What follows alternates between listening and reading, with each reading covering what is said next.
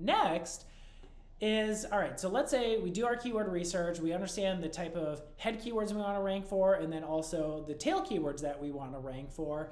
Now, Jill, where should an e-commerce store start off with creating some of this content? Usually it'll be good to start with your product pages, just because mostly for your website, all the other pages are generally going to be additional information or additional value to users that are going to direct them back to the product pages. The main goal of e-commerce businesses is going to be to want to sell your products, so the product page is a great place to start trying to rank higher in Google search results. So you can really break up the product pages into a few different sections. So the title would be the target keyword. Usually that's the head keyword in your product page title, and then go down to a unique description. So having text specs on the page, additional information such as like dimensions or materials that the product uses. You can also highlight features in this section. So if your product stands out from other products on the market, you can have that in your description. And then reviews and testimonials. It's always good to have even more unique content where if a user is going to a product page, they can see what people think about your product right on the page, and having an FAQ just to answer a few questions specific to the product too. Yeah. Yeah, and there's a couple of pitfalls that we see a lot of e-commerce shops fall into. So one is duplicate content. So let's say you're a reseller, you don't have your own product, you resell it, and what they'll simply do is copy and paste the product description that the manufacturer provides. Now, it's good to have that type of description, but if that's your only content, Jill, that's duplicate content, right? And that's not a good thing? Yeah, duplicate content usually isn't a good thing. If you have similar products, and we can go into this later, but you can either use canonical URLs to separate those similar product pages, or you can actually just make sure that Google's only indexing one version of that page. Yep. Yeah, so don't just throw an e-commerce product page with just the manufacturer description, because why should Google put you above all the rest? It's the same content that's out there. There's no real value in that, and we'll get into that a little bit more later.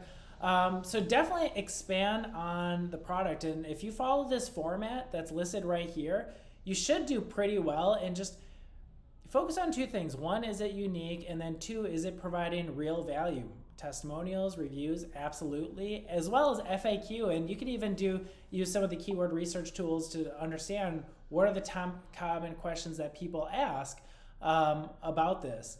So start off with product page. This is where you're going to make your money, is getting people to this page. So make sure that you have a lot of really helpful content on this page.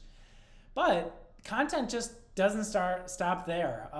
There's a ton of additional content that every e-commerce site should consider. So Jill, let's sit on that a little bit. Outside of the product page, what are some other elements that we should consider? There's definitely a lot of opportunities to add more content. So one of the first ones would be blogs. Blogs can establish your brand as an authority in your niche. You can really go in depth into other topics, even beyond your product, pertaining to your overall industry, other things that users might be looking for within your industry that will then bring them to your product, and will then bring them to your product as a solution to what questions they might have or something that they're looking for. You can also do product guides. So if someone is about to purchase a product, or if they're thinking of purchasing a product, these would be resource materials that would pertain to that. So any sort of how-tos of how to use the product maybe, or how to maintain the product, those could be good things to have in a product guide section. About Us is a great way to introduce users to your brand. So that could be, if people are first getting to your site, they can see what your company is all about and why you might have started the company, or your company's missions and values. And then a general FAQ.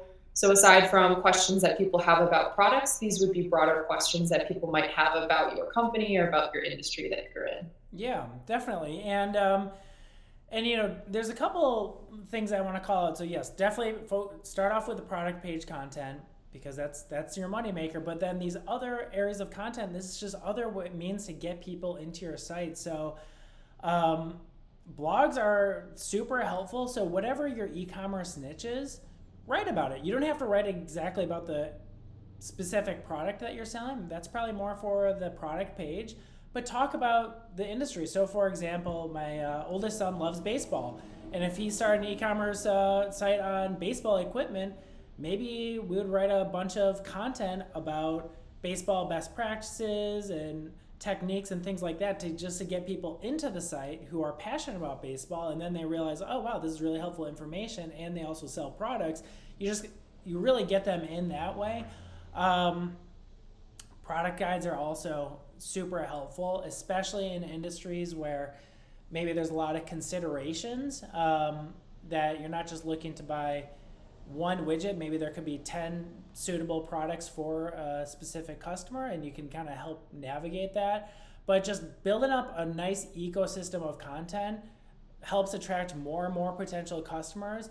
But then also it just up levels your brand, that you are an industry leader. You're not just some e-commerce page trying to sell something and then pocket a couple bucks. You're really invested in this industry and the customers. So yeah, a lot there. Jill, anything else that we should mention pertaining to content?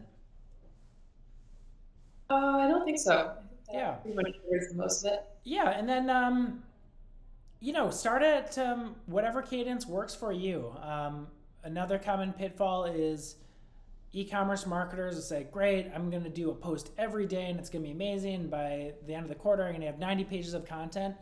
Great, that sounds good, but is that really sustainable? And ask yourself that, because if it's not sustainable, don't do it. Choose whatever type of cadence that's going to work well for your business. But we start off this presentation with content, because without content, you're not going to rank at all. So start there.